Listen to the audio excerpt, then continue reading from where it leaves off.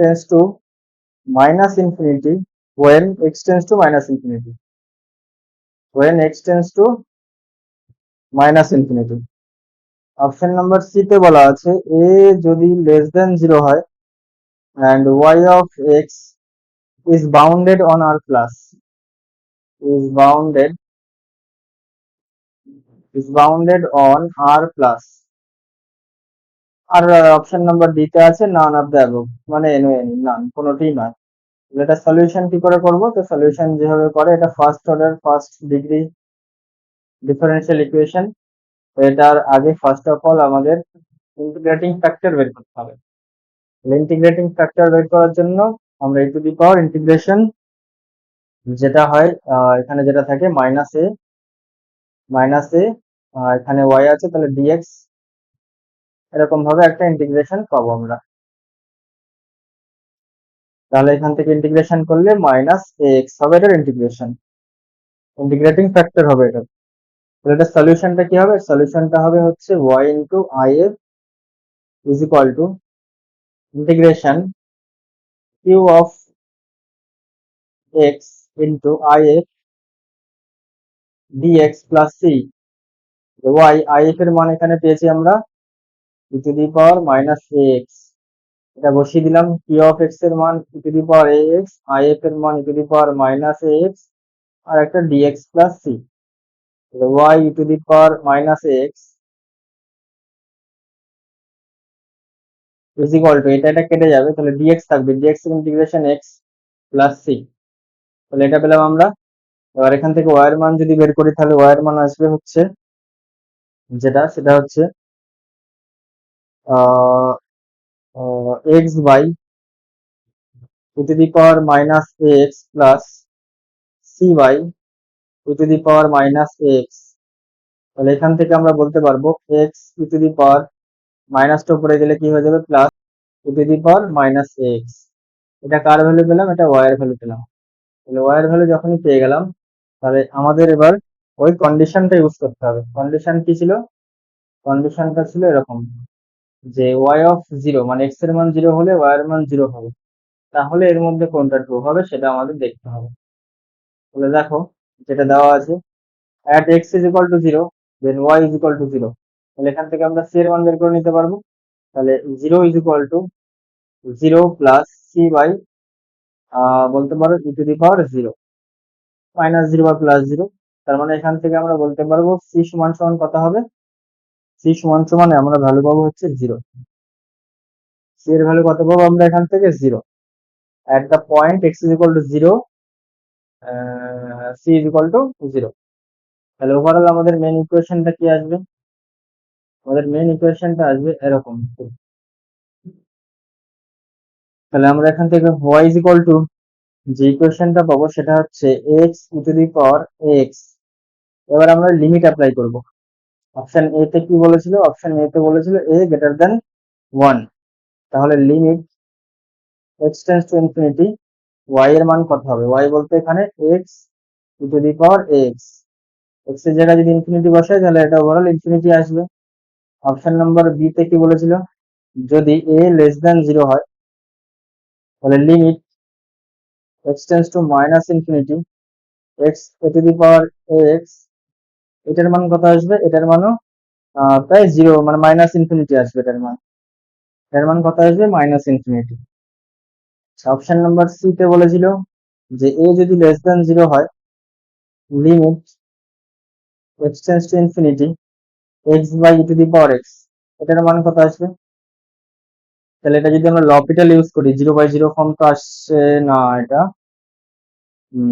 তাই এটা লপিটাল ইউজ করতে হবে। লপিটাল ইউজ করলে আমরা এটার মানও 0 পাবো।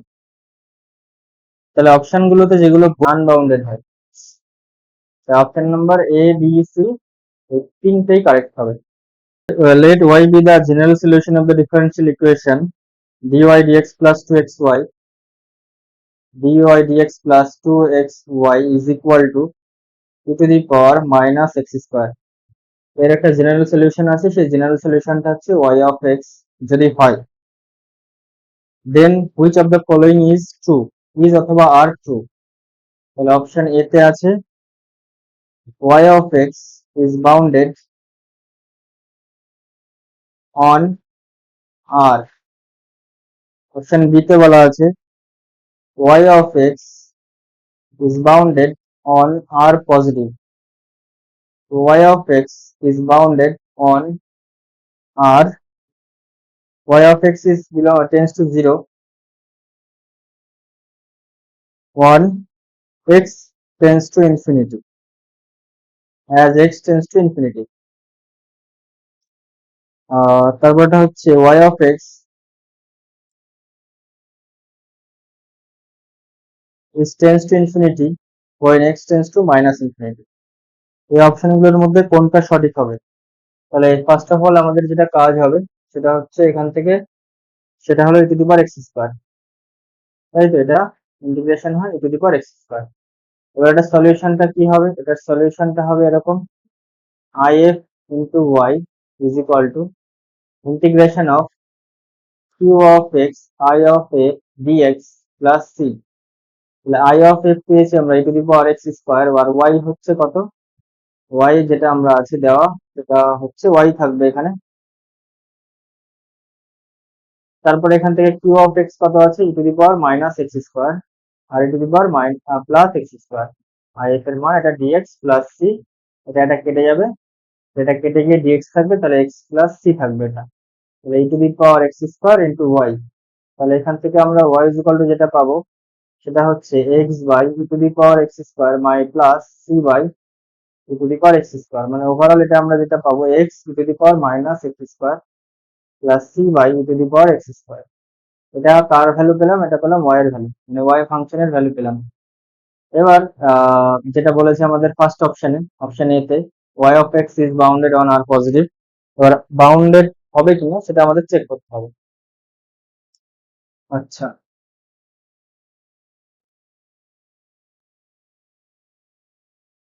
r প্লাস এর উপর বাউন্ডেড হয়, আর যদি limit x tends two minus infinity f of x যদি নেগেটিভ হয় তাহলে মনে রাখতে হবে এটা r নেগেটিভের উপর কি হয়? r নেগেটিভের উপর এটা বাউন্ডেড হয়।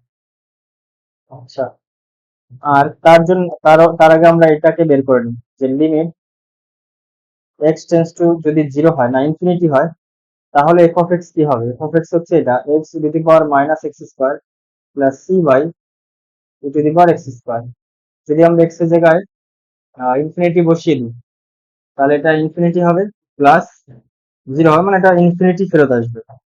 তো যদি ইনফিনিটি ফেরত আসে সেক্ষেত্রে এটা ওই পয়েন্টে কোনোভাবেই 0 দিতে পারে না, এই 0 ভ্যালুটা দিতে পারে না।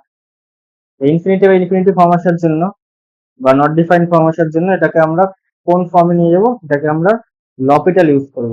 যদি লপিটাল ইউজ করি লিমিট এক্সটেন্ডস টু ইনফিনিটি, যদি আমরা লপিটাল ইউজ করি limit x tends two infinity x e to the power x square, যদি এটার লপিটাল আর এটার ক্ষেত্রে যদি আমরা লিমিট বসিয়ে দিই তাহলে ওভারঅল যেটা পাবো, যদি লপিটাল ইউজ করি তাহলে একটা ইকুয়েশন পাবো, এখানে যদি আমরা মান বসিয়ে দিই তাহলে এটার মান পাবো আমরা 0 প্লাস 0, ওভারঅল এটা 0 আসবে। তাহলে লিমিট এক্সটেন্ডস টু প্লাস ইনফিনিটির জন্য এটা ঠিক আছে, তার মানে এই অপশনটা কারেক্ট আছে। তারপরের অপশন যেটা আছে limit x tends to minus infinity, x tends to minus infinity, তার জন্য কি হবে দেখো x to the power minus x square plus c by e to the power x square. যদি এই ক্ষেত্রে আমরা লপিটাল ইউজ করি বা আগের মতো অঙ্কটাকে করি তাহলে ওভারঅল দেখা যাবে এটাও 0 আসবে। তার মানে দুটো পয়েন্টেই দুটো ফাইনাইট ভ্যালু, একটা নেগেটিভের ক্ষেত্রে একটা পজিটিভের ক্ষেত্রে, তাহলে দুটোই যেহেতু ফাইনাইট ভ্যালু এবং একটা 0 একটা পজিটিভ নাম্বারও হতে পারে বা নেগেটিভ নাম্বারও হতে পারে, তাই সেই কারণে প্রত্যেকটা অপশনই কি হবে? এটার কারেক্ট হবে, প্রত্যেকটা অপশনই এর কারেক্ট হবে।